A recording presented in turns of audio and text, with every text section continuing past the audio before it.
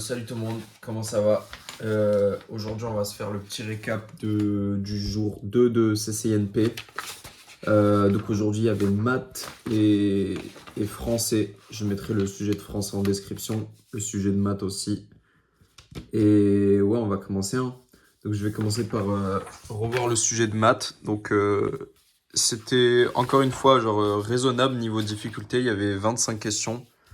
Mais quand même, c'était plus long que le dernier où il y avait 12 questions. Ils ont un peu abusé là pour le coup. Bon, donc du coup, le premier exo, c'était sur des trucs de convexité et tout. La première question, ça se faisait avec la concavité du logarithme. Ensuite, on pouvait composer par l'exponentielle ou sinon utiliser la convexité de l'exponentielle pour trouver ça. Enfin, fallait développer un peu quand même. C'était pas très facile, mais ça se faisait. Euh, Et pour la question 3, l'inégalité est une égalité si et seulement si bah, tous les trucs sont égaux. Moi, j'ai utilisé le fait que c'est le cas d'égalité de l'inégalité de convexité. Donc, par exemple, ln de x égale à x moins 1 si et seulement si x égale à 0. Sinon, l'inégalité, elle est stricte. Et il y en a qui ont fait des trucs je sais pas, d'optimisation, de dérivés et tout, je sais pas. Je pense que c'était pas nécessaire et tout, mais bon, si ça marche, tant mieux. Ensuite, déterminant de B, je crois que ça se faisait de la même manière. On diagonalise, tout ça, ça marche bien. Là, encore une fois aussi, avec les vecteurs la base canonique des colonnes. Celle-là, ce qui était dur à voir, c'est que la trace de B, elle était égale à n. Donc ça, fallait l'intuiter, sinon on faisait pas la question. Mais sinon le reste, bah, c'était juste une application des trucs précédents. Ici, des petits polynômes de Chebyshev, il me semble. Je me trompe peut-être, mais je crois que c'est ça. Le degré, le terme dominant, c'est un peu piégeux parce que ça commence à partir de 1. On peut généraliser. Je crois que c'est terme dominant, c'est 2 puissance n-1 et degré, c'est n. Mais à partir de n égale à 1. Donc n égale à 0, c'est un cas particulier, mais de toute façon, bah, c'est pas grave du coup. Faire une récurrence double. Ici, encore une fois, une récurrence double. Avec les formules de duplication, on fait Pn plus 2 égale à 2x cos 2.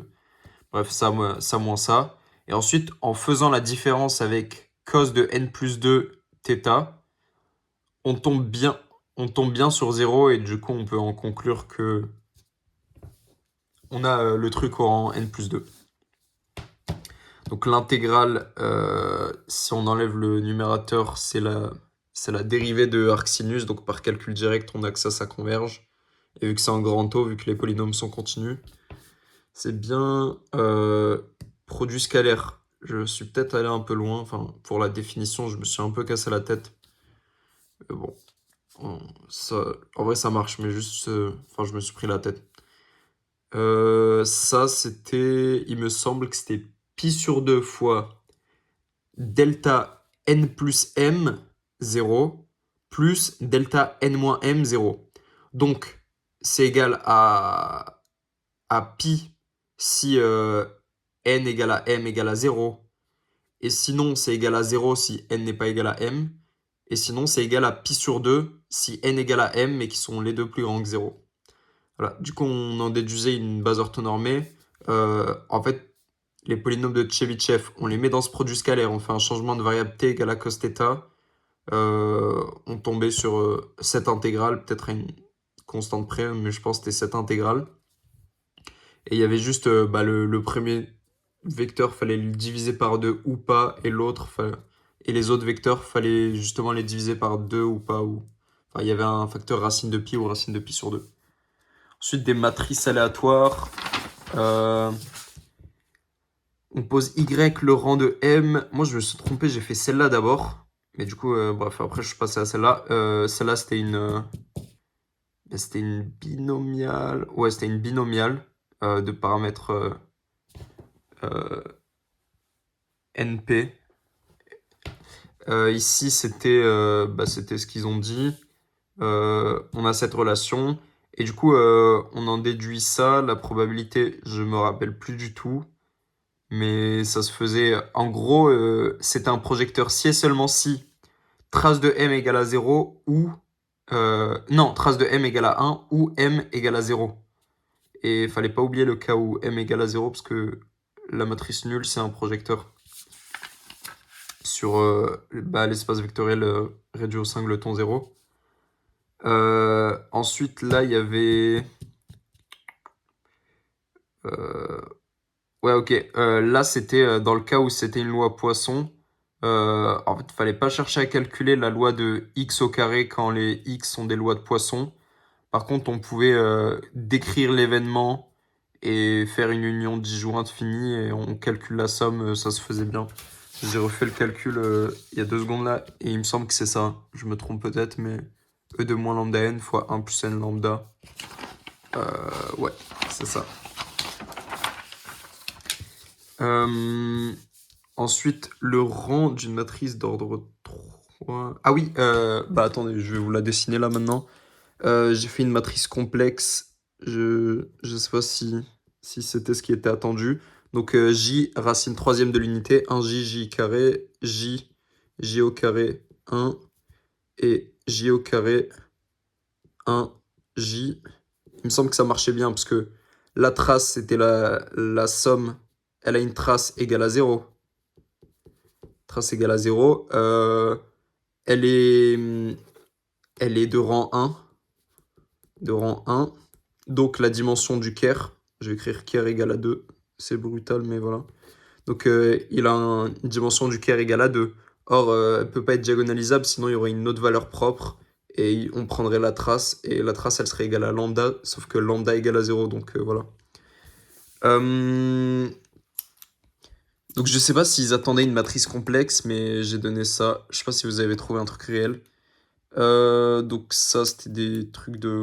Ouais, ok. C'était bien. Pour le polynôme caractéristique, j'ai trouvé x puissance n-1 fois x moins trace de a.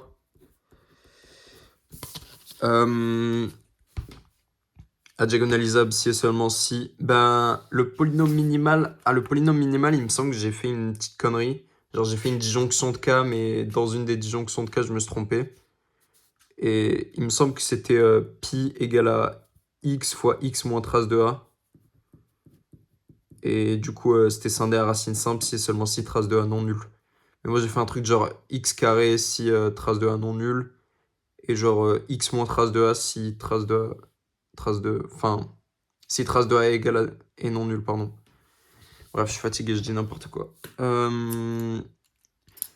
Ça, c'était une question pas facile quand même. J'ai posé f égale au vec de y u de y avec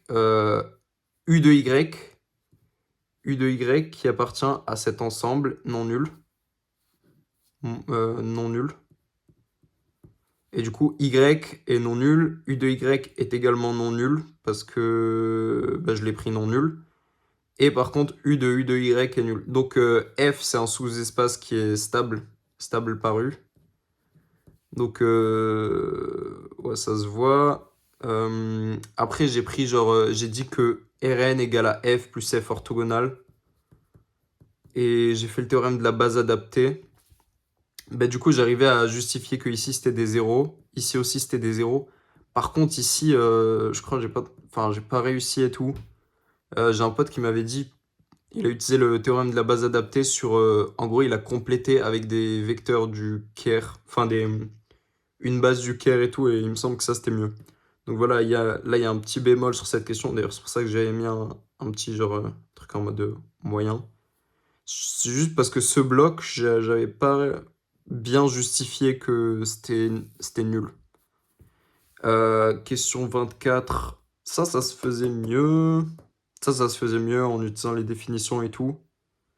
Et ça, bon, c'était juste un peu relou parce que c'était long, mais ça va, ça le faisait. Bon, du coup, au final, il me restait genre. Il devait me rester. Genre. À la fin, genre. Il me restait 5-10 minutes, mais genre. J'ai pas fini 1 heure à l'avance, quoi. Donc il était plus dur que hier, je trouve, mais finissable quand même. Et donc voilà. Voilà, je suis quand même content de ce que j'ai fait. Et du coup, pour le français, j'ai pas le sujet sur moi, mais le résumé, ça va, c'était bien, c'était assez compréhensible. Enfin, c'est pas comme Central, du coup, c'était beaucoup mieux que Central au niveau des mots, parce que c'était traduit de l'anglais, je pense, c'est pour ça. Vu que c'est traduit de l'anglais, ils ont pas traduit avec des mots qui veulent rien dire. Enfin, je dis pas que ça veut rien dire, mais des fois, je sais pas, ils en rajoutent un peu sur les mots. Et pour la disserte, j'ai fait en trois parties. Donc, dans un premier temps, je confirmais ce qu'il disait l'auteur, c'est-à-dire que il disait quoi? Il disait que l'inimitié envers les individus hors du groupe, ça renforce les liens sociaux. Donc ça, il y avait de quoi dire à peu près avec le temps de l'innocence. Mais bon là, c'est un peu classique, mais j'ai dit dans un deuxième temps que, par contre, une communauté fondée sur seulement l'inimitié, elle est pas soutenable sur le long terme. Bref, parce que ça crée des problèmes, etc. Parce elle est assez primitive, elle est fondée sur des croyances, sur la peur, etc.